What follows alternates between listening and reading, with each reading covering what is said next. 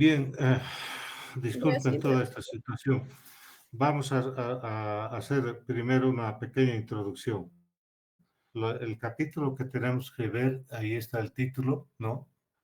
Sin embargo, vale la pena hacer una pequeña introducción, jóvenes.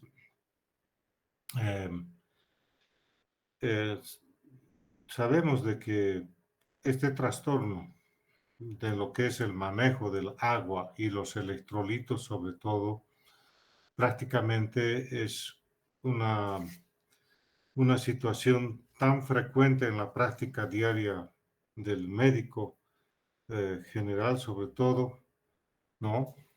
Y más aún en los ambientes hospitalarios, como nos muestra ahí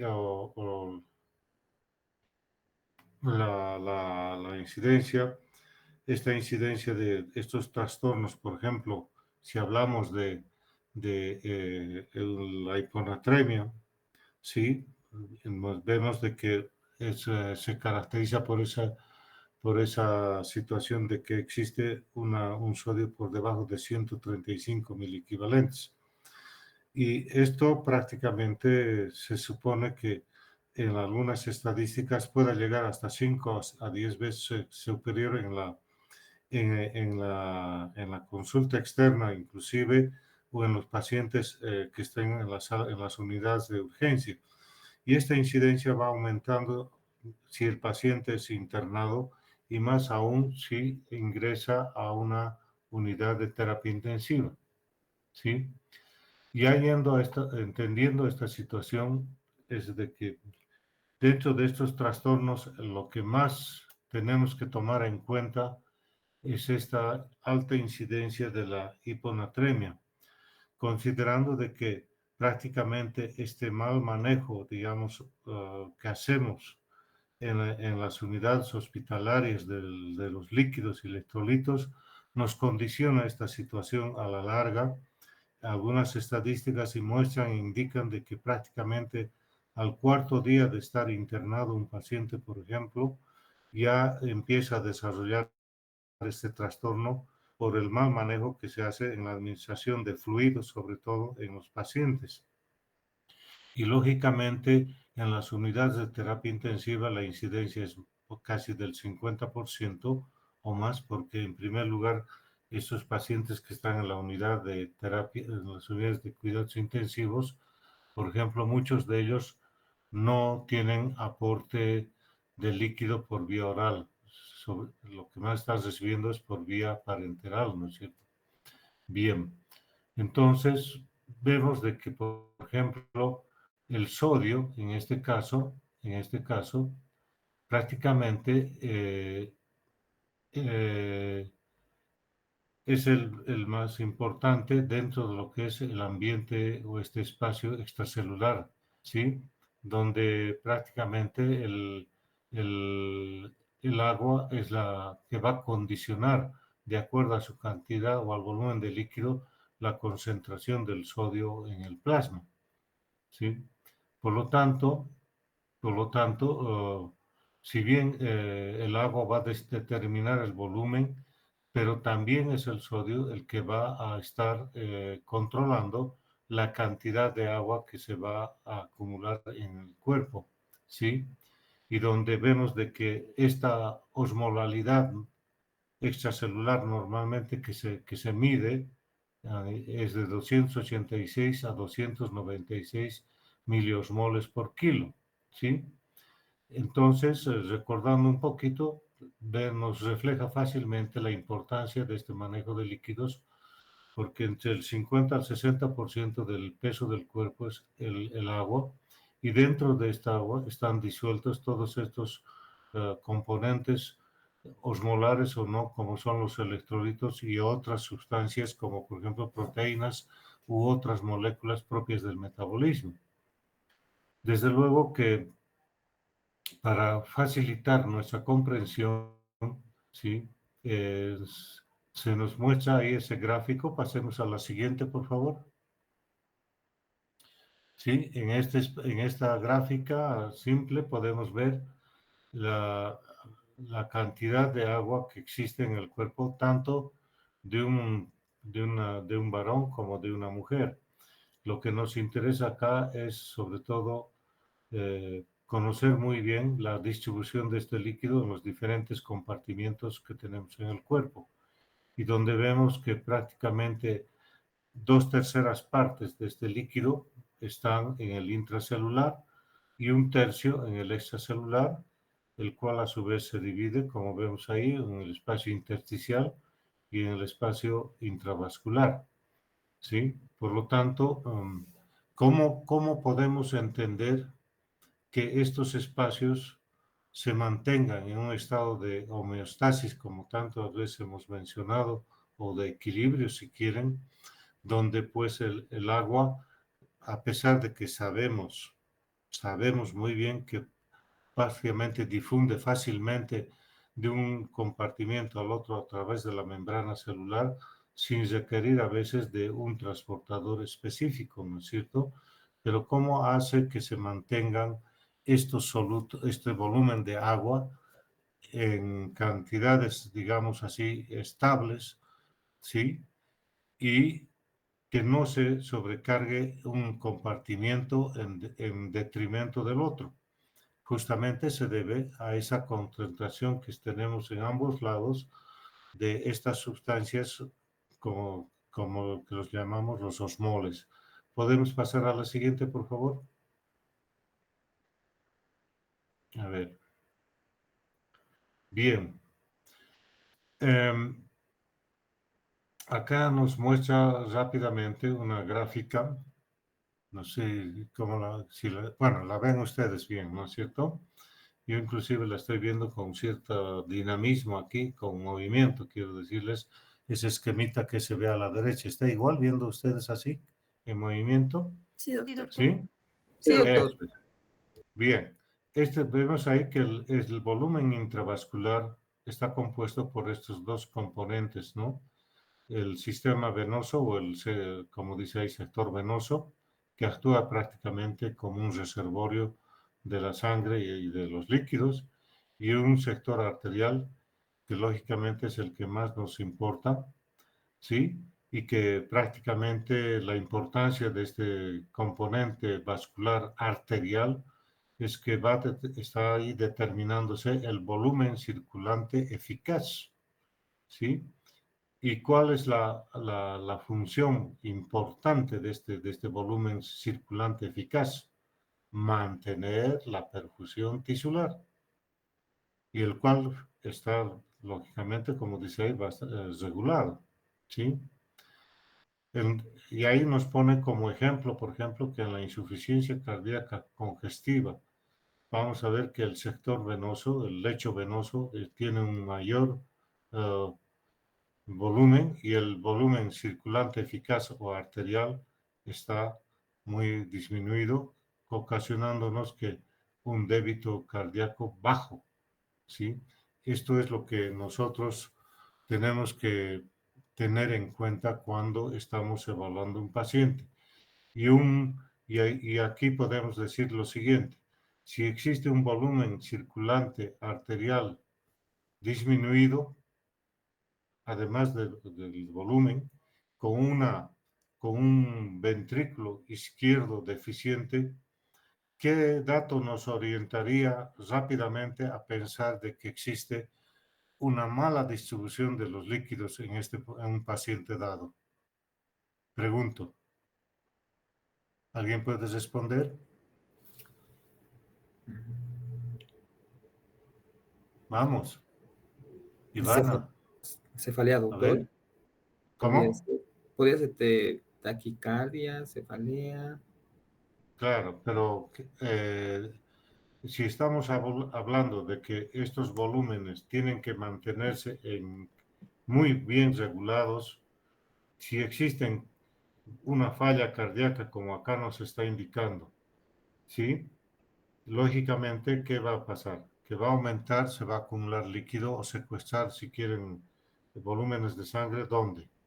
El En doctor el puede lado venoso, ¿no es cierto? pulmón, Por sí. lo tanto, el volumen circulante arterial, que es el que nos importa, va a estar muy disminuido, ¿no es cierto?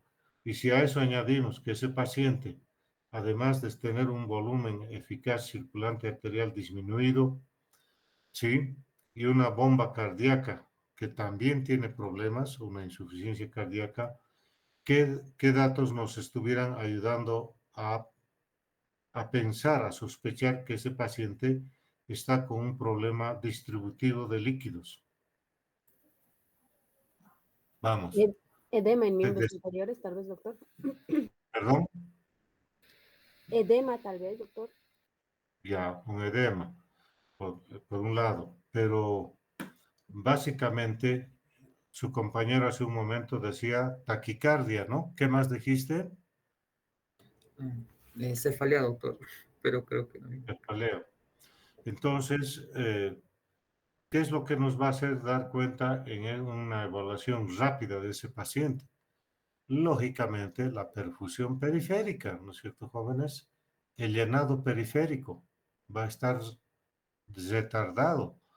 Si cuando hacemos esa compresión del pulpejo del dedo, digamos, de ese paciente y soltamos esa presión, normalmente el flujo eh, capilar periférico se llena inmediatamente y el color vuelve a esa zona que hemos comprimido del pulpejo.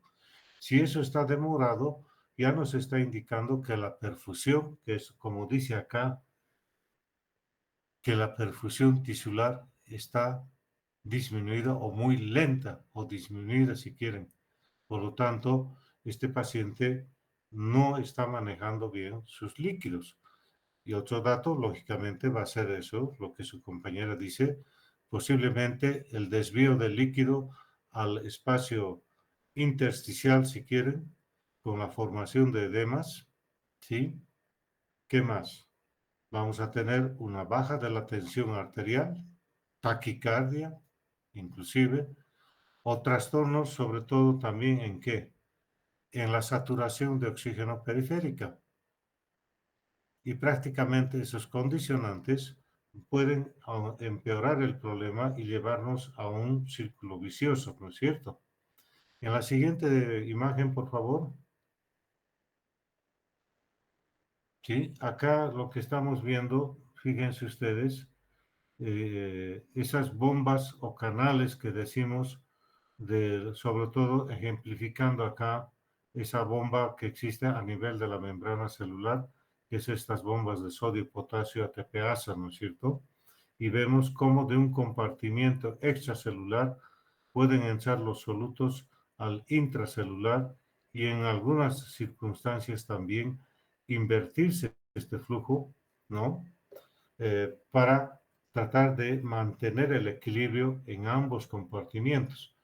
Y de eso, pues nosotros sabemos que en el compartimiento externo, si quieren, el extracelular, el que está en mayor concentración es el sodio y a nivel intracelular el mayor es el potasio, sin que eso quiere decir que solamente son ellos los determinantes de este mantenimiento de la concentración de solutos, si quieren, o de electrolitos en un ambiente o en el otro.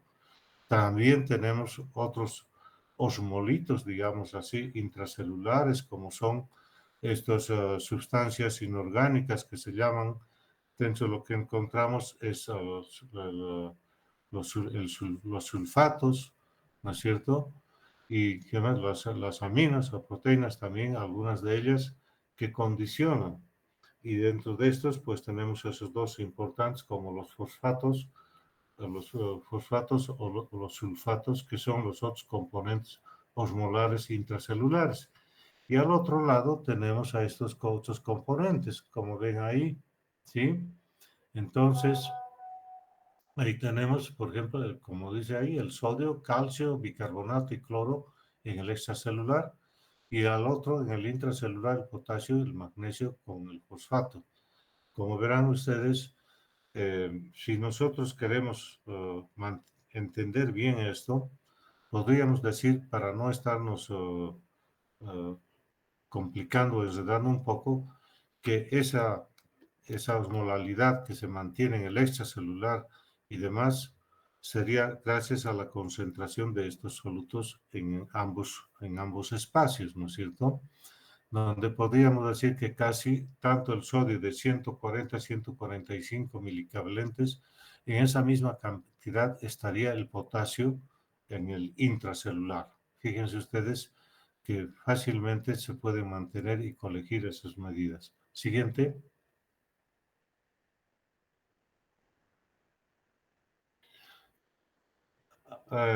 Ahí lo que nos muestra esta gráfica básicamente es todos los cambios que se van a producir a nivel de la microcirculación en todo caso, ¿sí?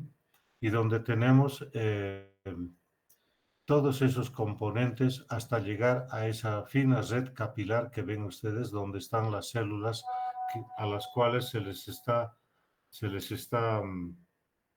tratando de proveer y retirar algunas sustancias propias del metabolismo.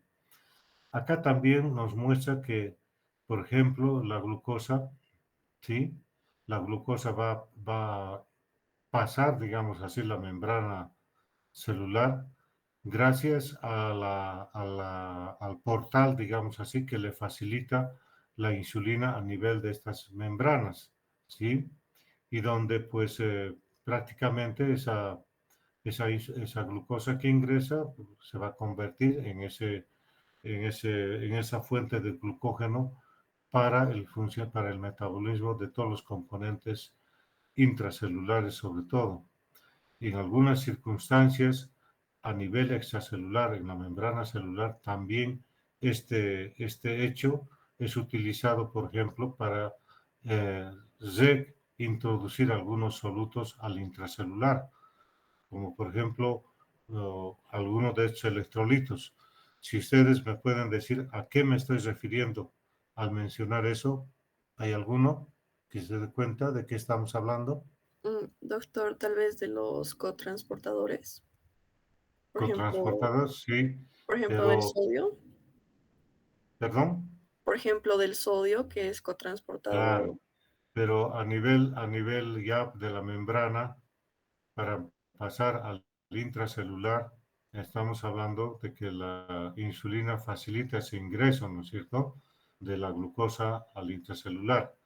Pero además de eso, este portal puede ser aprovechado en la práctica clínica, por ejemplo, ¿para qué o en qué situación? Vamos, ¿hay alguien?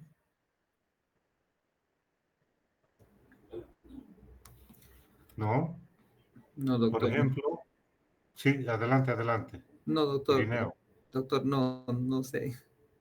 ya, está bien. Entonces, esta vía, por ejemplo, jóvenes, la vamos a revisar seguramente en las próximas sesiones, es cuando tenemos, en los casos de hiperpotasemia, ¿sí? Un trastorno de mucho cuidado, una de las conductas que tenemos, por ejemplo, para facilitar la reentrada del potasio al intracelular, del extracelular, es esta infusión que preparamos con glucosa al 5 o 10% más insulina para facilitar la entrada de la glucosa al intracelular. Y junto con ella aprovechamos que se ingrese al intracelular el potasio.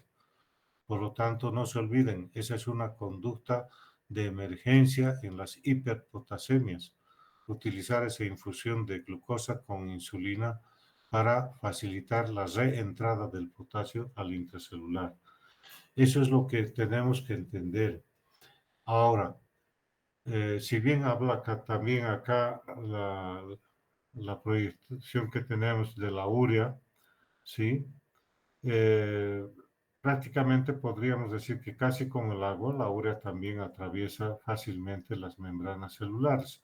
Por lo tanto, no la podemos tomar en cuenta como un osmolito de importancia en su concentración en uno o en otro compartimiento, salvo en situaciones extremas, ¿no?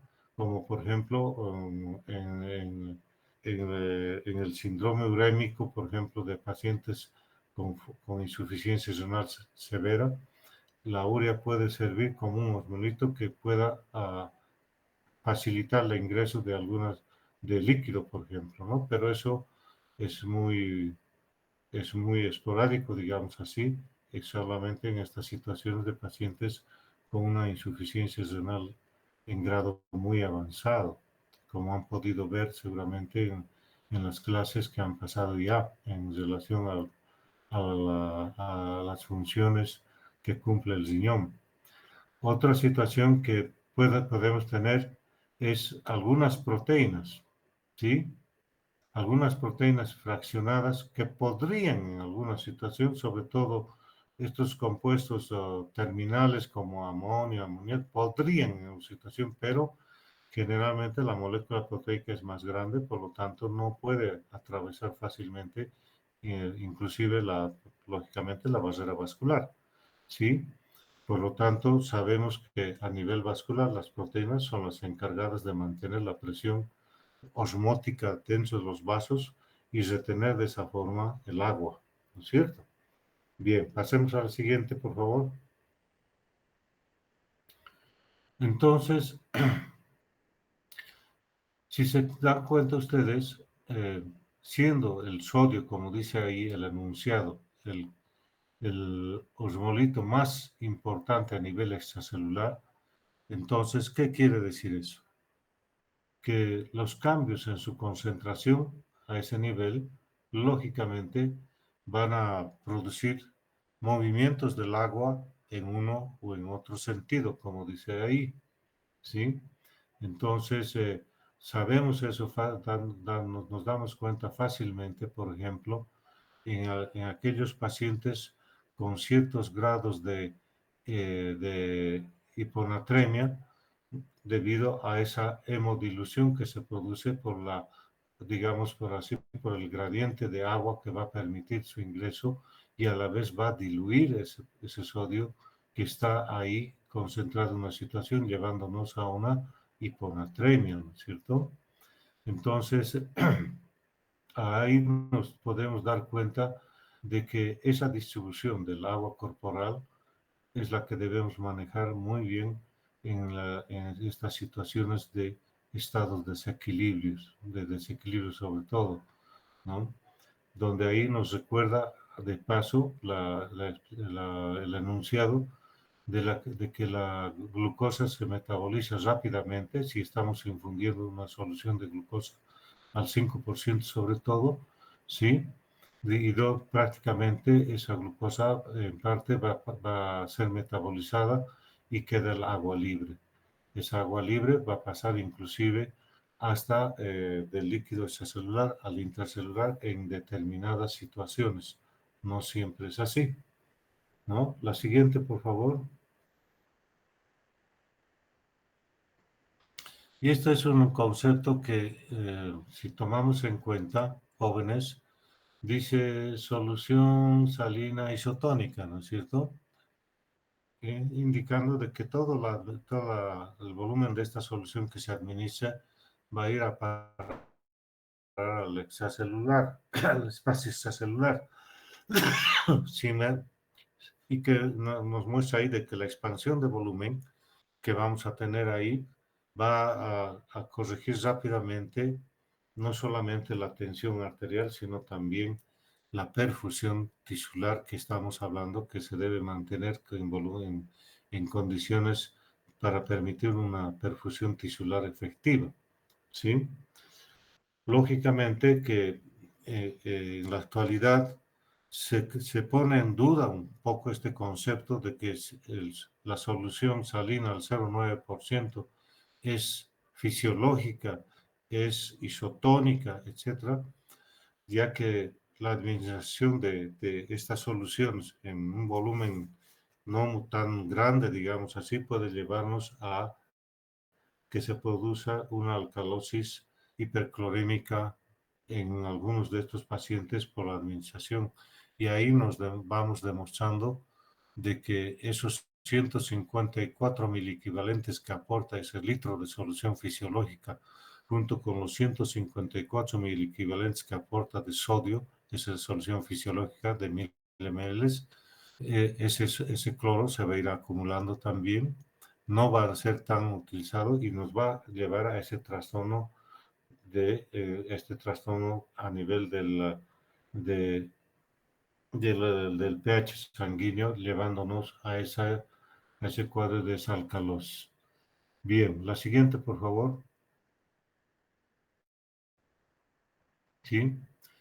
Ahora, volviendo un poquito a lo que es cómo se mantiene el agua en un volumen adecuado, tratando de mantener ese volumen que se mencionó en principio, vemos de que pues la regulación del agua se va a dar sobre todo gracias a la producción o a la acción, si quieren, de la hormona antidiurética, ¿sí? Y la cual a su vez está también regulada por los osmolitos, en este caso también del sodio, básicamente. Por lo tanto, vemos de que la ADH, la DH es bastante, digamos así, estimulada en pequeños cambios que haya del volumen plasmático, sobre todo de la osmolaridad plasmática. Estamos viendo que de esos 286 a 295, basta que haya una subida hasta 295 miliosmoles como con esos 5 miliosmoles de más, inmediatamente se produce la activación, liberación de la hormona antidiurética y sabemos cómo actúa la hormona antidiurética a nivel del túbulo colector distal, sobre todo y contorneo distal, abriendo esas compuertas vía acuiporinas, ¿no es cierto? Facilitando la reentrada o reabsorbiendo agua que se iba a perder por la orina. Y de esa forma, rápidamente, ese sodio que aparentemente esa osmolalidad que se estaba disparando, rápidamente es nuevamente de vuelta a valores fisiológicos, diríamos así, ¿no? ¿Qué más podríamos tener? Um, en realidad, básicamente nos indica la bibliografía de que hasta disminuciones del volumen extracelular, inclusive tan pequeños como es el 5 o 3%, inclusive, y ni qué decir de mayores pérdidas en porcentaje del volumen de líquido, rápidamente va a producir de que se estimule la producción y liberación de hormona antidiurética y de nuevamente reabsorber el agua que se estaba por perder y devolver para reponer la presión arterial y lógicamente corregir el gasto cardíaco. La siguiente, por favor. Bien. Acá nos habla un poquito esta proyección en relación a la reabsorción que se produce, ¿no? Del agua por los riñones, ¿no? ¿A través de qué? De estas bombas vía hormona antidiurética y lógicamente la entrada de agua externa eh, por vía oral, ¿sí? Entonces, nuevamente acá vemos esa estrecha regulación que se hace de la osmolalidad plasmática sobre todo, ¿no? Donde básicamente un pequeño cambio en la osmolalidad plasmática va a ser motivo para que este exceso de agua sí pueda ser eliminado también, o perdón, esa osmolalidad que se ha aumentado pueda ser corregida rápidamente por la reabsorción de agua, ¿sí? Bien, el otro mecanismo, aparte de la ADH, es el mecanismo de la sed. También otra forma de reponer rápidamente el agua que está faltando para corregir esa, digamos así, hiperosmolalidad que se está produciendo a nivel tisular, sobre todo, o a nivel vascular. ¿Sí? Vamos. Acá nuevamente, la siguiente, por favor. Sí. Esto es un concepto que no te pases, por favor. Este es un concepto que lo debemos tener siempre presente. La cantidad total corporal de sodio es una medida del total del agua en el líquido extracelular.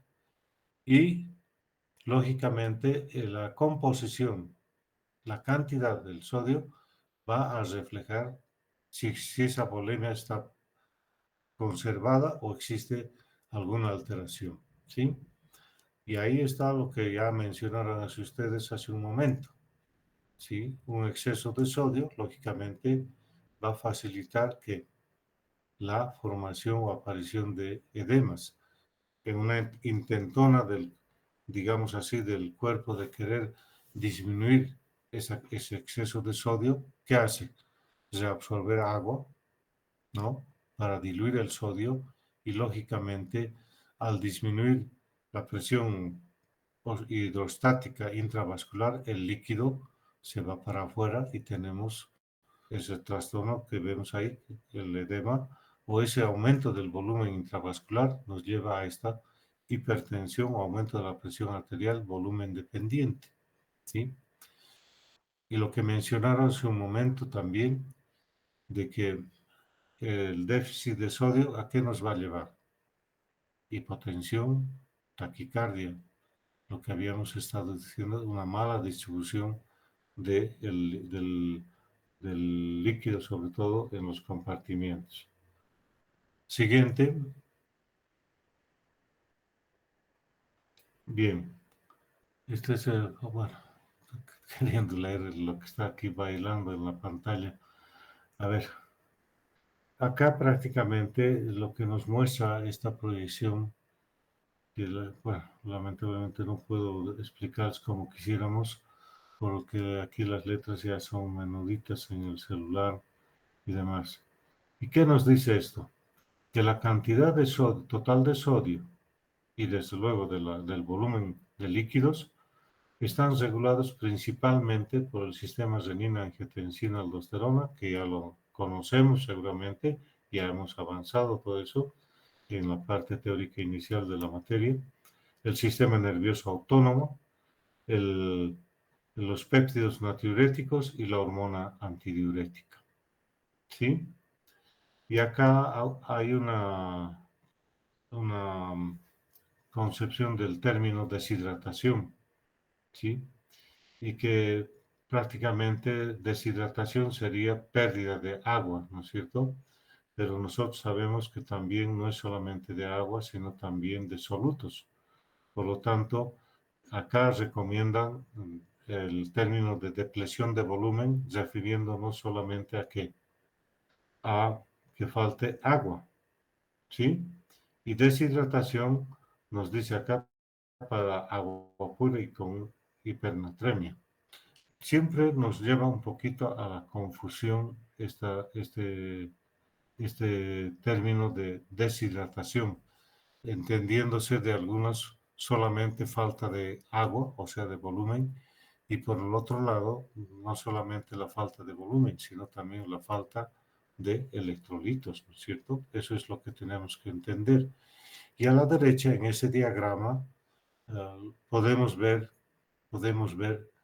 la relación o control neurológico que tienen y hormonal, todos estos componentes o sistemas que tienen que ver con la regulación de los líquidos en nuestro cuerpo, ¿sí? Y cada uno de estos estímulos nos está mostrando ahí qué áreas controlan, ¿sí? Entonces vemos ahí varios de estos centros, ¿no es cierto? Ahí están el sistema nervioso, el sistema renina-angiotensina-aldosterona, el sistema nervioso autónomo y demás. Pasemos a la siguiente, por favor. ¿Qué tenemos acá? Dice que para valorar los trastornos del agua y del sodio, ¿sí? Tenemos que usar prácticamente estos tres parámetros. Primero, y aquí un dato que no podemos dejar de lado, la evaluación clínica. ¿Sí? La evaluación clínica del paciente para poder sospechar si existe alteraciones en la cantidad de agua y de electrolitos en ese organismo. En una palabra, estamos hablando si el volumen es adecuado o existe en demasía o está en menos. Por el otro lado, esta valoración que nos dice bioquímica, la medición de estos osmolitos que podemos hacerla en el suero del paciente inclusive o por la orina también, en este caso validando sobre todo el sodio plasmático y el sodio urinario, ¿no? No nada de difícil de determinarlos. Sabemos de que la respuesta renal, sobre todo, ¿no? Volviendo a estos reguladores, cuando se habla de, de la regulación para mantener el equilibrio ácido-base, tenemos esos tres sistemas grandes, ¿no es cierto? El sistema de los buffers o tampones, ¿no? Que son para algunas moléculas, digamos, volátiles, como el dióxido de carbono, por vía respiratoria, sustancias que tamponan algunas alteraciones a nivel celular, ¿no? Ahí hay varios tampones que conocemos y donde vemos de que el más eficaz, pero el que tarda más en entrar en acción, es el sistema renal, que es el más, digamos, potente, si quieren ustedes así definirlo, como uno de los sistemas más importantes para mantener no solamente el equilibrio de líquidos y electrolitos, sino también el equilibrio ácido-base. ¿Sí? Entonces ahí nos está mostrando algunos valores que nosotros siempre tenemos que tomarlos en cuenta, en la reposición sobre todo. No necesitamos medir exactamente, no a un paciente con déficit de volemia.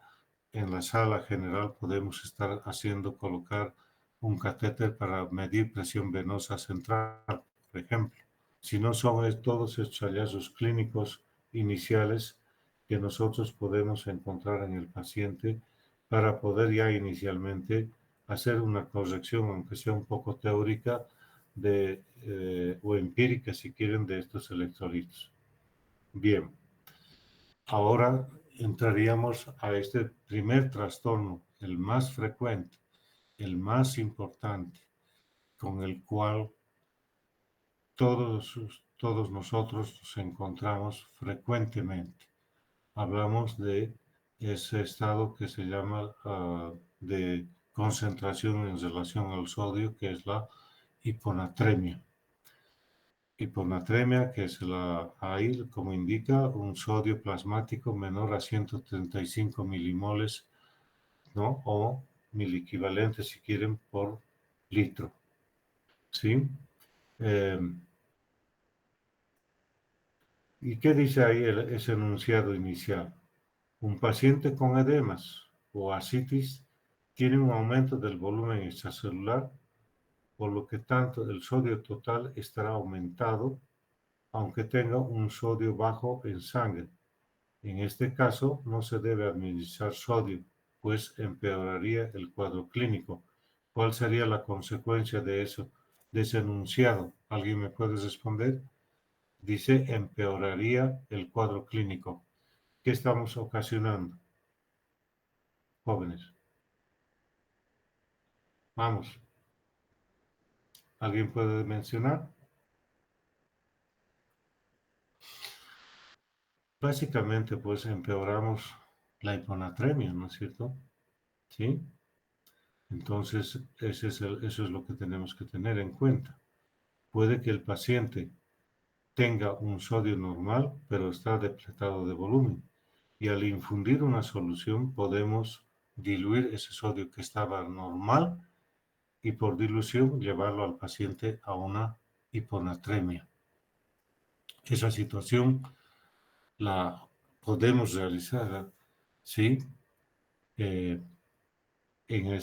Cuando uno se pone, por ejemplo, una solución de glucosa al 5%, hemos dicho que esa es una de las formas para reponer agua libre, ya que la cantidad de glucosa va a ser metabolizada rápidamente, ¿no es cierto? Y vamos a tener agua libre. Entonces, esa es una de las condiciones que generalmente podemos producir en nuestros pacientes cuando administramos ese tipo de solución. Ahí nos da el valor del sodio plasmático, 135 a 145 miliequivalentes por litro, donde un milimol es igual a un miliequivalente, y esto es lo que tenemos que aprender, o no sé si podría decirles memorizar. Esa solución o ese milimol de sodio, cuántos miliequivalentes o ese miliequivalente, un miliequivalente de sodio, equivale a cuánto? A 23 miligramos de sodio. 23 miligramos. Ahora, suponiendo de que a ese paciente le queremos reponer el sodio porque está con sodio bajo y le administramos en forma de sal, ¿qué más le estamos administrando? Cloro, ¿no es cierto? En la misma cantidad, que es el cloruro de sodio. Sodio más cloro, en cantidades iguales. Entonces vamos a aumentar el cloro de paso. Eso es lo que hace que tomemos en cuenta cuando administramos esa solución fisiológica isotónica, que al parecer no había sido tan fisiológica como podríamos pensar, ¿no es cierto? Por lo tanto, se puede definir que a esta hiponatremia, a toda situación donde el sodio esté por debajo de esos 135 miliequivalentes, ¿sí? Y ese dato que lo pone ahí como un enunciado, que siempre lo debemos tener en cuenta, jóvenes, ¿sí? Se va a deber siempre a una retención por el riñón de agua. O sea que existe un componente dilucional. Dilucional. Y si ahí pensamos que está actuando el sistema renina, angiotensina, aldosterona para tratar de compensar, ¿a qué más nos va a llevar esto? A una retención exagerada, en parte de sodio también, sí, pero además de volumen. Consecuencia de ello, aumento de los niveles tensionales, ¿sí? Y a nivel cerebral, ¿a qué nos lleva esa reposición? Edema cerebral. Eso es lo que vamos a seguramente ver también después en las próximas sesiones. Bien, ahora en cuanto a la clínica de la hiponatremia, ¿sí? En cuanto a la clínica de la hiponatremia, ¿qué podemos mencionar? En alguna oportunidad ya habíamos mencionado, ¿no es cierto? ¿Sí? Ya Sí, habíamos doctor. mencionado. ¿Perdón? En hiponatremia, doctor, los signos, ¿cierto? Sí, Mm, en la clínica, Hipotensión y taquicardia. Edema, doctor. ya. Permítanme acotar un poquito a este aspecto. Estamos hablando en este momento de la clínica, ¿no es cierto? ¿Sí? Sí, doctor. Ya. En primer lugar, acá tenemos que tomar en cuenta, no sé si podríamos decir como una regla, tal vez, ¿no? Puede estar a ese nivel, el decir que la clínica de la hiponatremia, o sea, de los trastornos del sodio, tanto sobre todo en hiponatremia o en hipernatremia, se van a reflejar ¿dónde? En el sistema nervioso, ¿sí? En cambio, el potasio lo vamos a referir sobre todo en la clínica ¿A qué área, jóvenes? El potasio. Vamos. A nivel cardíaco, doctor. Exacto. Muscular, doctor. Muscular y cardíaco, ¿no es cierto?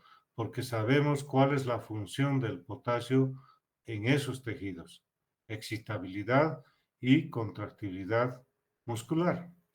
En cambio, acá lo que vamos a ver es manifestaciones propias del sistema nervioso, sobre todo, ¿no es cierto?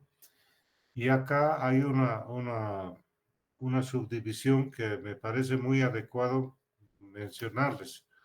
Es el hecho siguiente, si ustedes, bueno, seguramente están grabando en parte, pero si pueden, lo puedo mencionar así rápidamente para que ustedes lo puedan apuntar si están con un lápiz a la mano.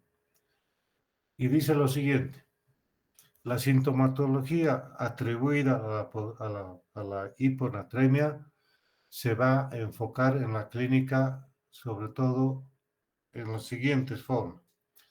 Cuando el sodio está entre 130 a 135 miliequivalentes, ¿sí? La clínica se va a caracterizar por algunos síntomas que ustedes ya han mencionado: cefalea, náuseas, vómitos, debilidad, confusión, anorexia, calambres, ¿sí? ¿Qué más? Falta un hito. Y alteración de los reflejos periféricos sobre todo, ¿no? Si el sodio está entre 120 a 130 miliequivalentes, la clínica se va a caracterizar por un malestar general, inestabilidad, cefalea, otra vez se repite, náuseas se repite, vómitos, debilidad, confusión, anorexia y calambres. Si el sodio está por debajo de 120 miliequivalentes, cefalea, irritabilidad o si quieren inquietud, letargia, convulsiones, herniación cerebral o enclavamiento cerebral, dice, ¿no? Paro respiratorio y fallecimiento del paciente. ¿Sí? Y hay otro dato que nos apoya un poco en la parte clínica, ¿sí? Y nos dice acá, lo toma como síntomas un poco no muy llamativos, digamos así, que nos pueden en la clínica orientar a una hiponatremia.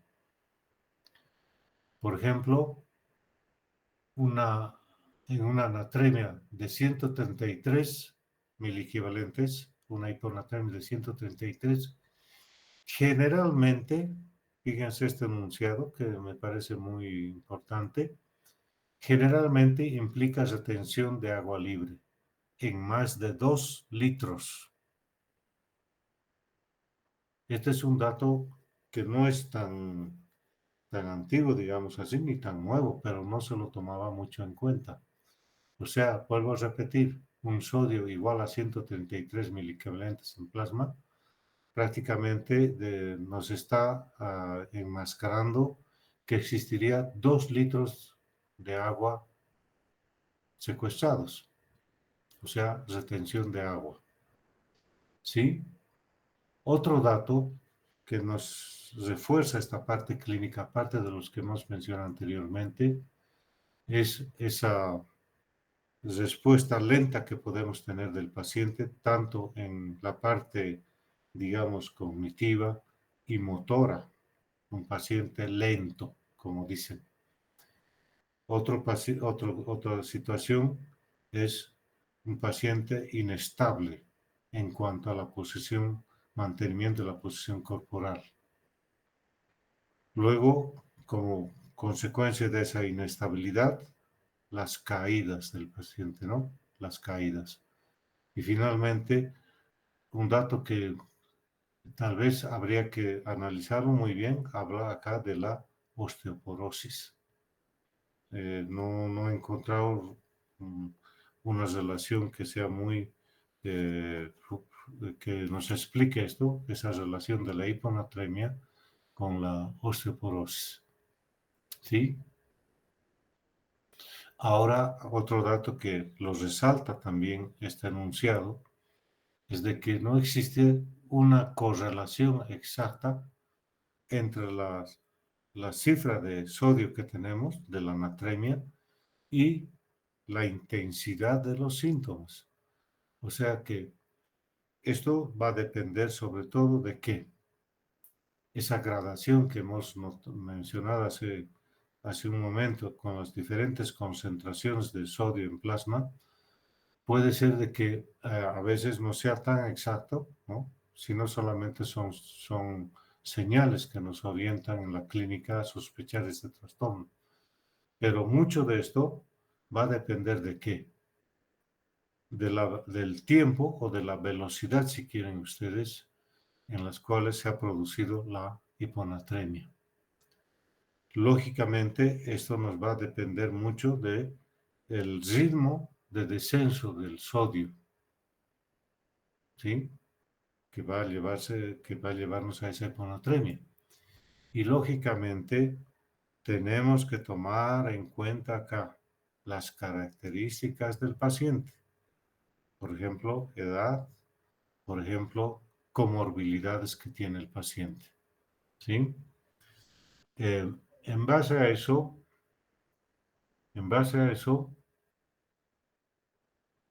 ay caramba, perdón. En base a eso, ¿sí? ¿Qué nos dice el siguiente, el enunciado siguiente? A ver. Aquí estamos, me estoy pasando ese dato que ustedes tienen. A ver, ¿dónde está? Eh,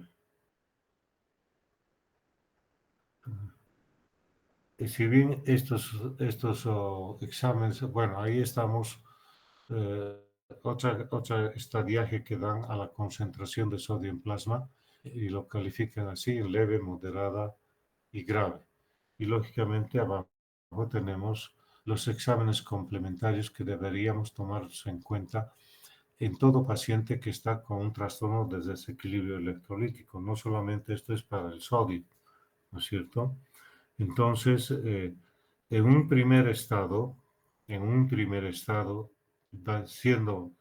manteniéndonos un poco en la clínica jóvenes, cuando existe un cambio, como han visto ustedes, de un sodio por debajo de 135 a 130, que aparentemente nos parecería un cuadro leve de hiponatremia en la clínica, esta situación se debe a que en parte, sí, el cerebro, o sea, el encéfalo, se va a caracterizar porque empieza a expulsar algunos osmolitos intracelulares, ¿sí?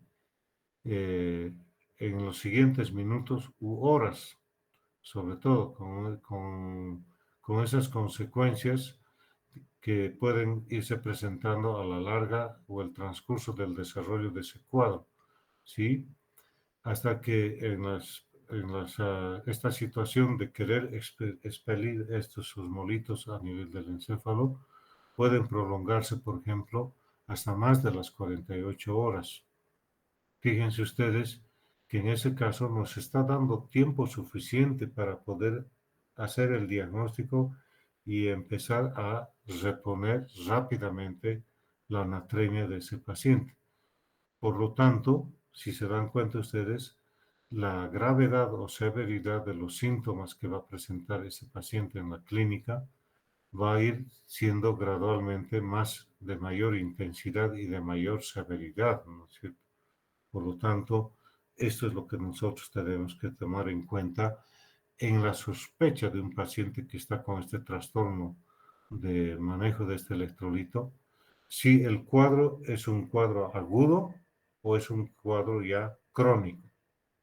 Agudo, estamos hablando ahí hasta las guías por debajo de 48 horas, ¿no es cierto? Inclusive agudo hablan de las primeras 24 horas inclusive. Y una forma crónica, aquel que ya se está arrastrando de mayor tiempo, sobre todo pasar las 48 horas. Acá lo que tenemos que diferenciar es si ese paciente en una situación, digamos así, estable y de repente va evolucionando con un deterioro, fíjense ustedes, de un deterioro neurológico, ¿sí? Rápidamente tendríamos que tratar de identificar el sustrato que está ocasionando este trastorno y rápidamente identificar la posibilidad de que ese paciente está evolucionando a una clínica compatible con un estado de hiponatremia, teniendo en cuenta de que la sintomatología inicial va a ser bastante eh, no muy marcada, digamos así, sino que, y mucho más si esa hiponatremia tiene una duración mayor a 48 horas, o sea, casi de una forma crónica de hiponatremia, ¿sí? Donde el cuerpo, el organismo se va a ir adaptando a esos niveles.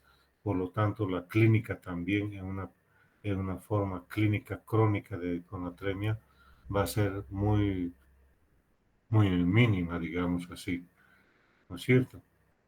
Entonces, reforzando un poco esta parte clínica que es la que nos interesa como médicos generales, tenemos que tener en cuenta que la clínica se centraliza en parte a nivel del sistema nervioso central, nuevamente, con alteraciones, como hemos visto, memoria, adinamia, hablan de este trastorno que es la discalculia, el déficit de atención, ¿sí? Perdón,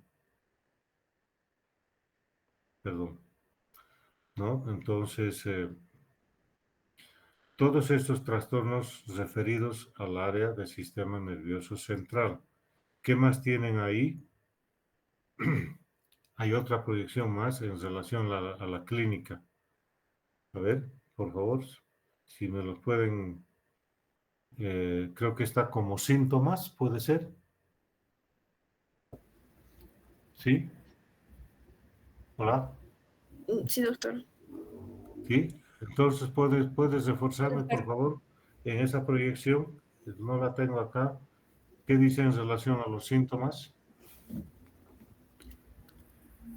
Que en el nivel nervioso central, en el sistema, perdón, nervioso central, hay adinamia, alteración de la memoria, discalculia, déficit de atención, alteraciones de la marcha, cefalea, confusión, agitación, inquietud, letargia, desorientación, convulsiones y coma. En Ya, los musculoesqueléticos hay calambre, fatiga, caídas, fracturas. Otros podrían ser la anorexia, náuseas, vómitos y eso, doctor. ¿qué más decían? Bien. Entonces, aquí tenemos otro estadiaje, ¿no? Que no tiene mucha diferencia, digamos, con la clínica o los estadiajes que les había mencionado, en el cual, pues, nos decían con tanto de sodio, esta es la clínica, ¿no es cierto? Sí. Ahora, lo que tenemos que asociar además a este trastorno, como dice ahí, si es un cuadro agudo, sobre todo, vemos la concentración de sodio, ¿sí? Descartar la posibilidad de que haya una hemorragia a nivel central y, lógicamente, un sodio que esté por debajo de 120 miliequivalentes, ¿sí? Y ahí recién entramos a esta situación de los exámenes complementarios. Si pudieras pasar, por favor, ahí.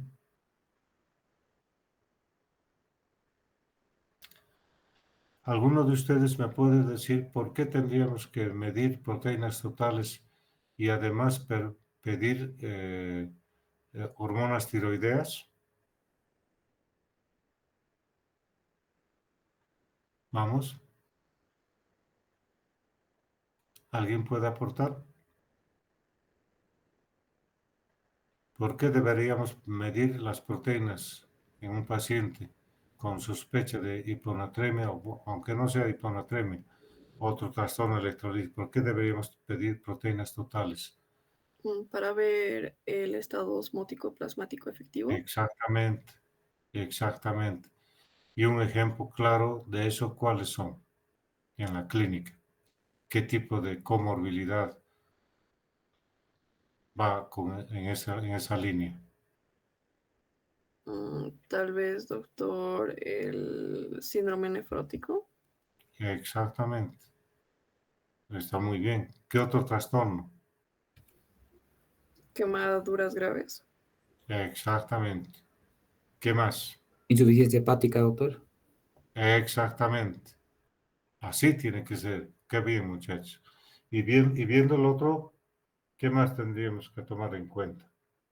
El perfil tiroideo, ¿por qué? ¿Por qué deberíamos pedir hormonas tiroideas? Vamos. Porque el hipotiroidismo puede provocar hiponatremia, creo. Claro que sí, pero también el hiper nos puede producir que los dos, ¿no? Prácticamente, ¿no? Prácticamente medir una TSH con una T4 nos ayuda mucho para ver si ese paciente está con hiper, hipo o es eutiroideo, ¿sí? Entonces descartamos ya una posible causa de ese trastorno que se está diagnosticando en ese paciente. Lógicamente acá tenemos otro muy importante, ¿sí? Medir el cortisol.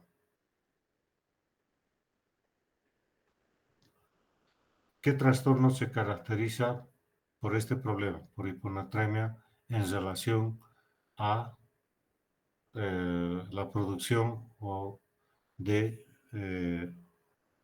gluco o mineralocorticoides? Vamos, ¿El síndrome de Cushing, doctor? No, pues sí, creo que sí. está bien, está bien. Uno de ellos. Hay otros más. Si pueden aumentar a eso.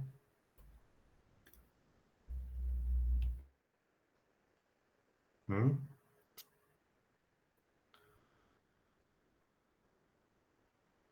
¿Qué más? Enfermedad de Addison. ¿Y qué más? Insuficiencia adrenal secundaria. Ujú. Bien. Ahora entramos a un poquito a lo que es esa clasificación que está mencionada ahí, por favor.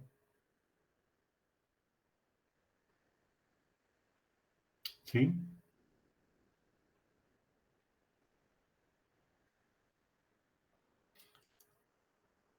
El siguiente, ¿no? El siguiente. Ahí está. ¿Sí? Entonces, de acuerdo a la osmolaridad sérica, nosotros podemos clasificar ahí, como dice, una, con una osmolaridad normal o una pseudohiponatremia.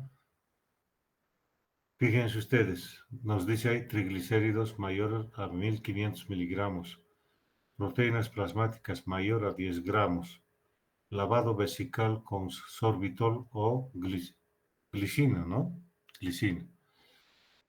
¿Por qué sería la hiponatremia ahí? ¿Alguien me puede decir?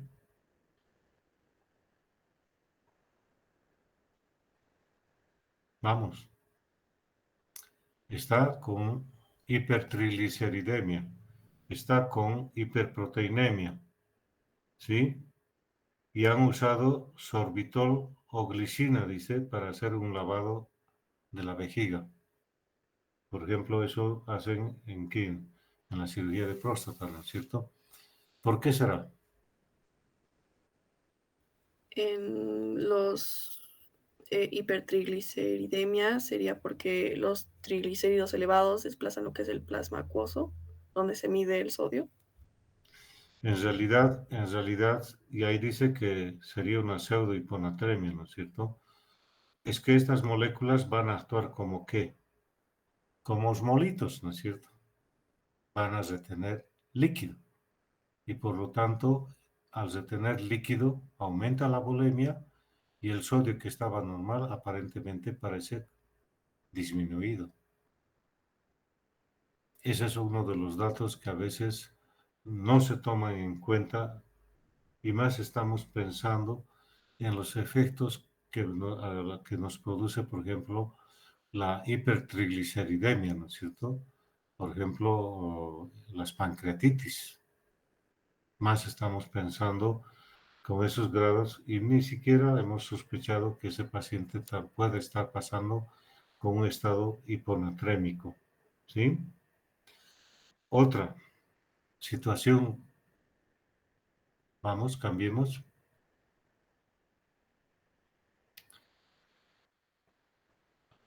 Ahí está, el enunciado lo dice claramente.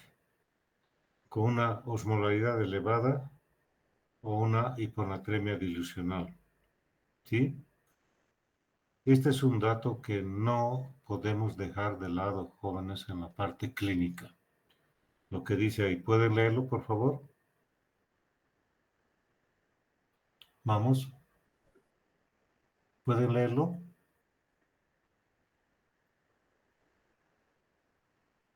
¿Quién está ahí? ¿Quién me estaba ayudando? Yo le voy a leer, doctor. Ya, Ya, vamos. la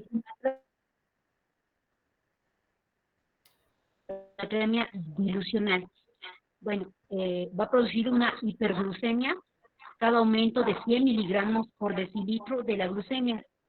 Se debe disminuir a 1.6 menos 2.4 milimols por litro. La anatremia hasta un máximo de 400 miligramos por decilitro. ¿Lo El tratamiento entienden? es mannitol. Ya, ¿lo entienden eso o no? ¿Mm? ¿Qué nos está enunciando eso?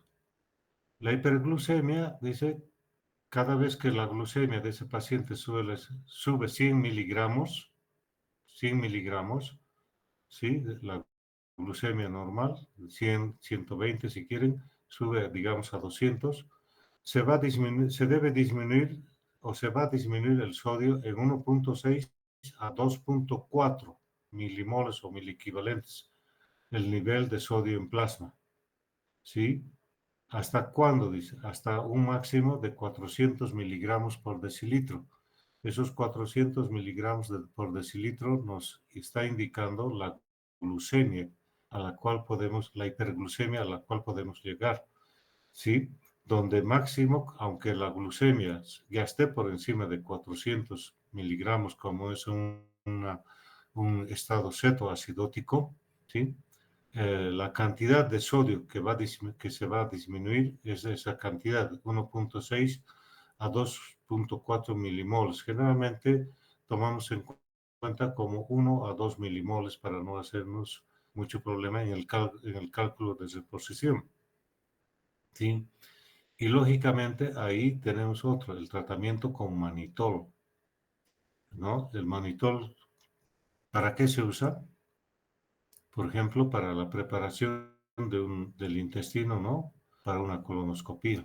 Entonces, fíjense cómo el manitol, que es una molécula que produce gradiente osmótico, ¿sí? Va a poder llevar al paciente a una retención del líquido por un lado y dilución del sodio. Por eso dice ahí hiponatremia dilucional. Y lógicamente, en el caso C, la hiponatremia verdadera, que se llama, o hipotónica. Acá, lógicamente, se nos muestra a continuación ese flujograma para que nosotros podamos rápidamente poder hacer un análisis en base a qué dice ahí en el enunciado superior. No lo puedo leer muy rápido, está muy pequeñito. Vamos, ¿pueden leerlo lo que está en ese recuadro rojo? Hiponatremia, menos de 135. Osmolalidad, menos de 275. Osmolalidad menor, ¿a cuánto? 275. 275 miliosmoles. ¿Y cuánto era lo normal? La osmolalidad, ¿cuánto era lo normal? ¿Cuántos miliosmoles? 286 a 295. Vamos. Entonces ahí tenemos cómo debemos actuar cuando tenemos esos niveles de osmolalidad. ¿En dónde? En orina, por ejemplo. Menor a 100 miliosmoles. ¿Cuánto es la osmolalidad urinaria? ¿Cuánto es? En situaciones normales, la osmolalidad urinaria es casi la misma del plasma. Si estamos hablando de en un estado de equilibrio, prácticamente la osmolalidad plasmática y urinaria casi van en lo mismo, ¿cierto? Porque si no, se estuviera produciendo un desequilibrio en uno o en otro sentido. Entonces, si la osmolalidad de la orina está por debajo de 100 miliosmoles por kilo, ¿sí? ¿Qué está pasando? ¿Mm? Va a ver que lo que dice ahí, ¿no? Paciente se le va a observar con SED. Fíjense ustedes, SED. Y al haber SED, ¿qué está haciendo? Va a ingerir mayor cantidad de líquido para que la osmolaridad se diluya mucho más aún. Eso es lo que nos está indicando ese gradiente. Entonces, fíjense cómo tenemos de utilidad para cuando medimos la osmolalidad urinaria. Ahora, si la osmolalidad es mayor a 100, ¿sí? Tenemos que el volumen extracelular está disminuido. Por lo tanto, puede que en la orina haya un sodio mayor a 20 milimoles, situaciones que se dan, como dice ahí la saeta, en el uso de tiazidas, el déficit de aldosterona o ese síndrome que no es tan infrecuente, el síndrome pierde sal. Su nombre lo está diciendo, pérdida de sodio por la orina. ¿Sí? Independiente de que si la aldosterona está ahí presente, que es la encargada, ¿no?, de reabsorber el sodio, independiente de esto, por algún trastorno genético, algunos pacientes tienen este síndrome que se caracteriza por la pérdida de sales. Ahora, otra situación donde si bien el volumen está disminuido, hay hipovolemia, el sodio en orina puede ser menor de 20 milimoles. ¿Qué quiere decir eso? Que está perdiendo sodio por otras vías, no por la orina. ¿Se dan cuenta? Y ahí dice vómitos, diarrea, quemaduras, tercer espacio. Como se darán cuenta ustedes, si estoy en la emergencia con un paciente que viene con esos trastornos, ya tengo que sospechar es hiponatremia. No nos vamos a equivocar tan fácilmente y ya podemos estar actuando hasta que, si hemos podido tener acceso a laboratorios, hasta que nos midan natremias, etcétera, nosotros ya podemos estar actuando.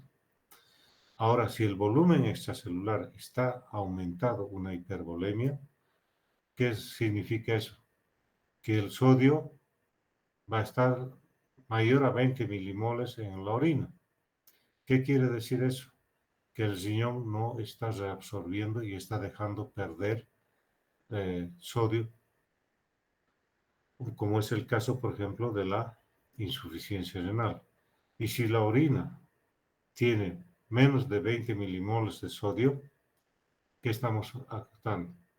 Hay una hemodilución, ¿no es cierto? Y ahí dice volumen extracelular elevado, típico de lo que ustedes hace un momento han mencionado. La insuficiencia cardíaca, la cirrosis, el síndrome nefrótico. ¿Difícil de entender este flujograma, jóvenes? Les pregunto. Cualquiera responde. No, doctor. ¿no? ¿No les parece que es una cosita bien simple para tomarla en cuenta y si es que es posible, aunque sea memorizarlo si quieren, con sodio urinario? Fíjese, solo sodio urinario. Solo sodio urinario. Ya nos está condicionando cómo puede estar el volumen de líquido, de agua, en una palabra, en el extracelular. Es por eso que hemos incluido a este flujograma, si quieren, en este resumen de manejo del diagnóstico de la hiponatremia. ¿Sí? Bien. Creo que no quiero cansarlos. Por favorcitos, ojalá mañana tengamos más suerte y podamos proyectarlo esto por esta pantalla normal de acá y que no tengamos este problema. Mañana los espero y si hay alguna pregunta, adelante, jóvenes. ¿Sí? Creo que ninguna, doctor. Que ninguna. Mañana es jueves, ¿no? Sí, doctor. Mañana es jueves. Bueno, mañana nos vamos a ver con algunos del grupo y vamos a escuchar algunas opiniones. También es bueno escuchar opiniones de sus compañeros que no están en el grupo. Eso nos ayudaría mucho, ¿sí? Ojalá que podamos corregir este problema técnico que tenemos y poder ya hacerlo de mejor forma. Y nuevamente, mil disculpas por la demora, jóvenes. Es un problema que no estaba